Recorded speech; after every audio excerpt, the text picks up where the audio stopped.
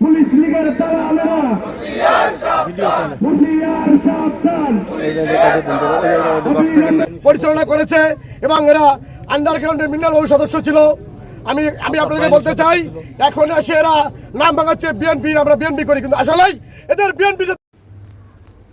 বটিয়াঘাটায় স্বেচ্ছাসেবক দলের প্রতিবাদ সভা ও সংবাদ সম্মেলন অনুষ্ঠিত।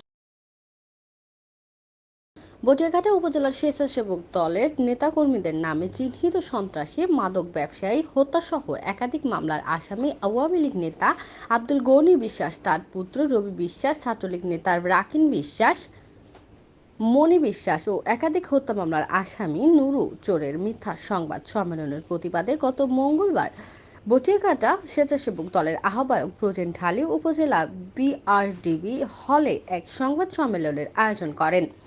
সংবাদ সম্মেলনে লিখিত বক্তব্য বলেন, আমাকে ও আমার সংগঠনের সদস্য সচিব মেহেদী আল আজাদকে জড়িয়ে খুলনা প্রেস ক্লাবে সম্মেলন করেন, যা সম্পূর্ণ মিথ্যা ও বানোয়াট। আমাদের সামাজিকভাবে হেয় প্রতিপন্ন করার জন্য খুলনায় এই সম্মেলন করে।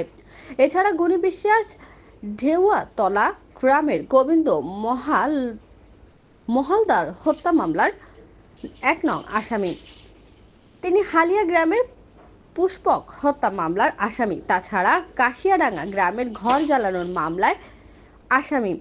সে গঙ্গারামপুর গ্রামের ময়জউদ্দিন হত্যা মামলার আসামি সহ বহু অপরাধের সাথে জড়িত।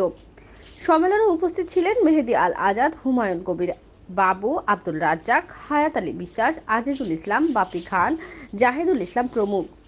অন্যদিকে উপরোক্ত ব্যক্তিদের বিরুদ্ধে আইনানুগ ব্যবস্থা গ্রহণের জন্য হাজার হাজার জনগণের উপস্থিতিতে মানববন্ধন, প্রতিবাদ সভা ও ঝাড়ু মিছিল উপজেলা সদরের বিভিন্ন সড়ক প্রদক্ষিণ শেষে উপজেলা মাঠে এসে শেষ হয়। আন্দোলনকারীরা প্রতিবাদ সমাবেশে অবিলম্বে গনি বিশ্বাস সহ তাদের সন্ত্রাসী বাহিনীদের গ্রেপ্তারের জোর দাবি জানান। বিশ্বাস, গনি বিশ্বাস, মনি বিশ্বাস, নুরু চোরকে আপনারা সহযোগিতা করবেন। আপনারা সাংবাদিক, আপনাদের পত্রিকা, আপনাদের ধারাবাহিকভাবে পরিবেশন করে যাবেন এবং প্রশাসন দৃষ্টি আকর্ষণ করি তাদের যেন দ্রুত গ্রেপ্তার করা হয়, এই বলে আপনার প্রতিবাদ সমাবেশ ও বিক্ষোভ মিছিল সাংবাদিক সম্মেলন বটিয়াঘাটা উপজেলা স্বেচ্ছাসেবক দলের নেতাকর্মীদের নামে